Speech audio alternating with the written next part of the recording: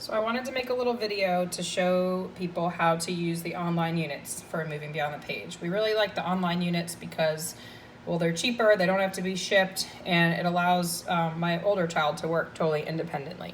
So just go to Moving Beyond the Page. If you've purchased an online unit, it'll be found right here.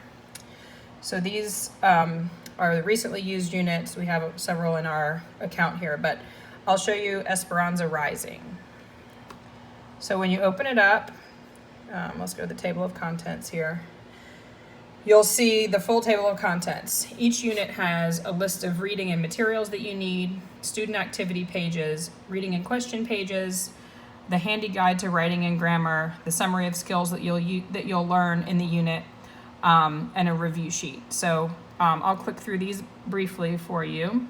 So the reading and materials, it's broken down into lessons, so you can plan ahead of time. You can see here at a glance everything that you'll need for each lesson.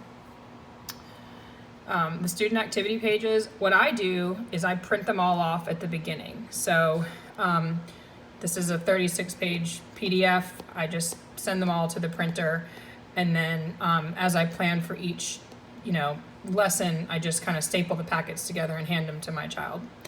The reading and question pages, at this age, they can either type into these forms and then print that to turn in, but I'm all about the handwriting. So I print them ahead of time and my child fills them out and turns them in. The handy guide to writing and grammar, this is the same with every unit. So if you've printed it once, you'll have it. Summary of skills kind of gives you everything that's covered in that unit there. And then finally, the review sheet kind of goes lesson by lesson, summarizes the vocabulary that you learn. Here they say the rules for writing a dialogue, etc. So you can kind of just at the end make sure you've hit all the high points. So you'll see all my lessons have this crossed through because we've completed them, and you can select that at the end. The other thing you'll notice is my parent overview is turned on. For the student, you'll turn it off. So I'm going to leave it on so you can see what the parent and the student sees, because the student's view is exactly the same as the parent's view, except for something which I'll describe. So you'll see each lesson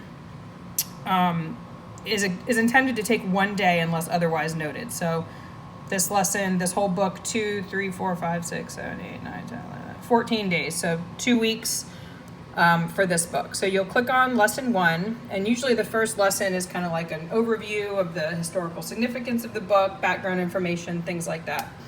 So you'll see at the top here, there's the intro, activities, day 2, and conclusion. So it could be a little clearer, but basically the intro and the activities you'll do on day 1, day 2, and conclusion you'll do the second day. So when the student logs in, this is what they'll see. This information about getting started. So this is what's teaching them, okay?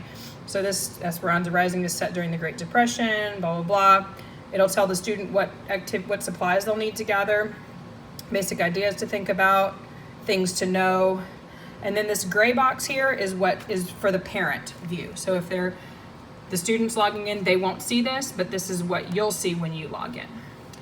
And here's the review and questions. Again, the parent view shows you the answers. The child view will have this little keyboard that you can click on, and then it'll give you places to type in your responses if you want to do that, and then you can print it. But like I said at the beginning, we handwrite ours. So typically there's a reading assignment, questions, and then you can go ahead and click to the next thing. You can either click next or go this way. So I'm going to click next.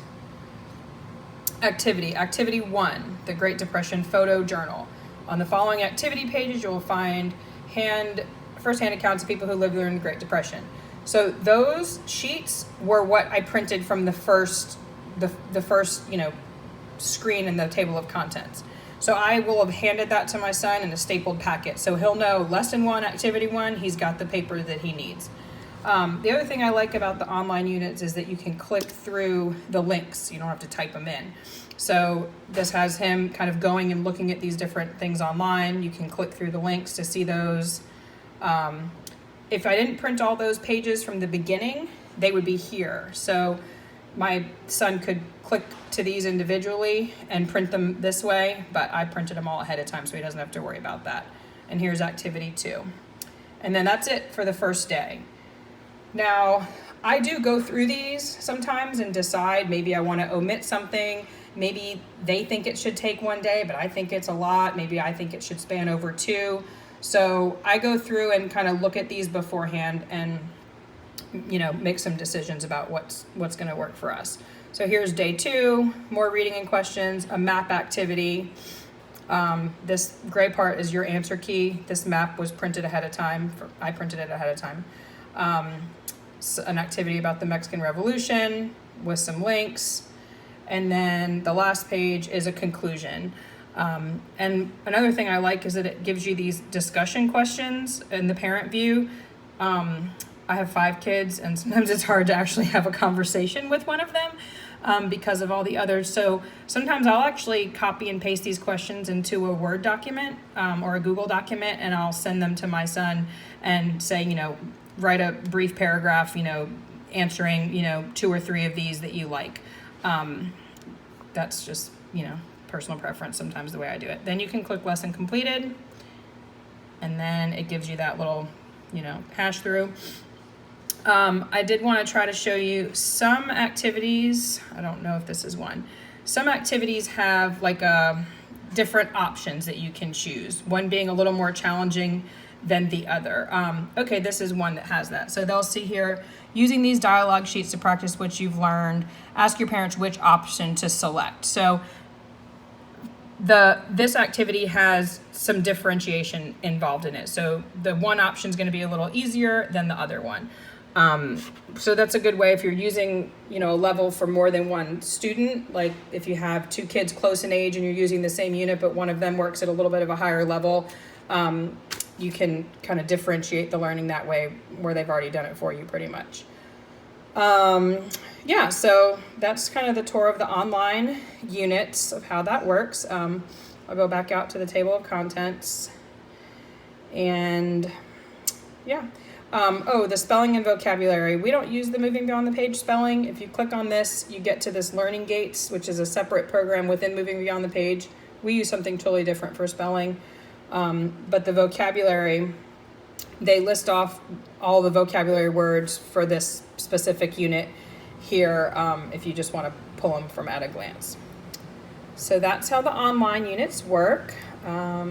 This is from the age 10 to 12 level, 10 to 12 concept 4. The ones for the younger ages that are not written to the student work similarly online, but everything's really written to the parent. So the parent would read from the tablet what they wanted to, teach to their child, whereas the, ages 9 to 11 on up, the dialogue is actually written to the student. Whereas here it will say, tell your child, etc. Hope that helps.